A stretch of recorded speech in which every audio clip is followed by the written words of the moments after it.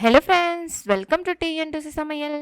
இன்னைக்கு நம்ம பார்த்தீங்கன்னா ரொம்பவே டேஸ்டியான காரசாரமான நாட்டுக்கோழி கிரேவி தான் செய்ய போகிறோம்.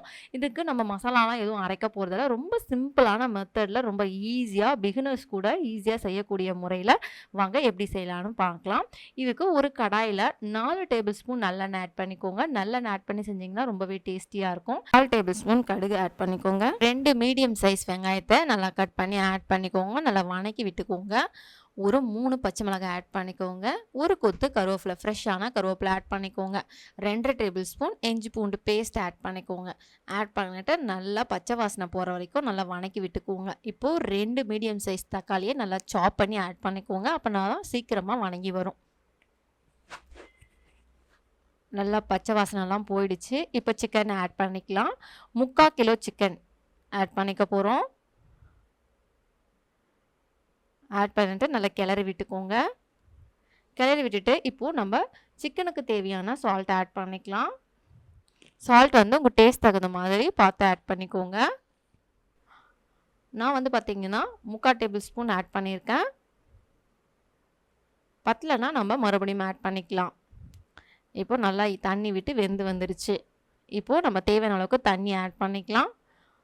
1/2 லிட்டர் தண்ணி ஆட் பண்ணிக்கிறேன். இது வந்து இளங்கறி, அதனால் 1/2 லிட்டர் தண்ணியே போதுமானது. நல்லா வெந்து வந்துடும். ஒருவேளை முத்தின கறியாக இருந்தால் நீங்கள் 3/4 லிட்டர்லேருந்து 1 லிட்டர் தண்ணி கூட தேவைப்படும். அது கறியோட பக்குவத்தை பார்த்து ஆட் பண்ணிக்கோங்க. அவ்வளோதான். இப்போ நல்லா கொதித்து வரட்டும். நல்லா கறியெல்லாம் வெந்து சூப்பராக கொதித்து வந்துருச்சு. இப்போ நம்ம மசாலா ஆட் பண்ணிக்கலாம். 2 டேபிள் ஸ்பூன் மல்லித்தூள் ஆட் பண்ணிக்கோங்க. 1/2 டேபிள் ஸ்பூன் மஞ்சள் தூள் ஆட் பண்ணிக்கோங்க. 2 டேபிள் ஸ்பூன் மிளகாய் தூள் ஆட் பண்ணிக்கலாம். இன்றைக்கி நான் பார்த்தீங்கன்னா காஷ்மீரி மிளகாய் தூள் ஆட் பண்ணியிருக்கோம். இது நல்லா கலர் கொடுக்கும். காரம் குறைவாக தான் இருக்கும். நீங்கள் வீட்டில் இருக்கிற சாதாரண மிளகாய் தூளை ஆட் பண்ணுறதா இருந்தால் டேஸ்ட் தகுந்த மாதிரி பார்த்து ஆட் பண்ணிக்கோங்க. இது நாட்டுக்கோழி மசாலா 1 டேபிள் ஸ்பூன் ஆட் பண்ணிக்கோங்க. இது ஹோம்மேட் நாட்டுக்கோழி மசாலா.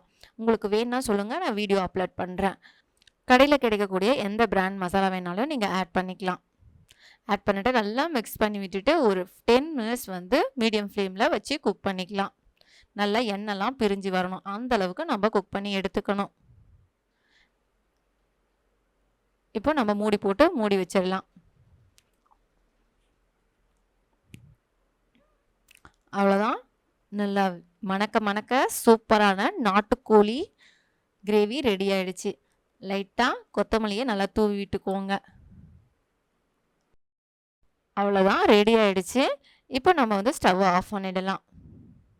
இதுக்கு மேலே கொத்தமல்லி நல்லா தூவி விட்டுக்கோங்க. ரொம்பவே சூப்பரான சுவையான நாட்டுக்கோழி கிரேவி ரெடி ஆகிடுச்சு. ரொம்ப சிம்பிளாக அண்ட் ஈஸி மெத்தடில். கண்டிப்பாக நீங்கள் ஒரு டைம் ட்ரை பண்ணி பாருங்கள். ட்ரை பண்ணி பார்த்துட்டு எப்படி வந்திருக்குன்னு கமெண்ட் ஷேர் பண்ணுங்கள். நம்மளோட சேனலை உங்களுக்கு பிடிச்சிருந்தால் லைக் பண்ணுங்கள், ஷேர் பண்ணுங்கள், கமெண்ட் பண்ணுங்கள். நம்மளோட சேனலை நீங்கள் சப்ஸ்கிரைப் பண்ணலைன்னா சப்ஸ்கிரைப் பண்ணி ஆல்ன்ற பட்டனையும் சேவ் பண்ணி வச்சுக்கோங்க. அப்போ தான் நாம் போடுற ஒவ்வொரு வீடியோவுமே உங்களுக்கு நோட்டிஃபிகேஷனாக வரும். சூப்பரான இந்த நாட்டுக்கோழி கிரேவியை ட்ரை பண்ணி பாருங்கள். தேங்க்யூ ஃபார் வாட்சிங் அண்ட் பபாய்.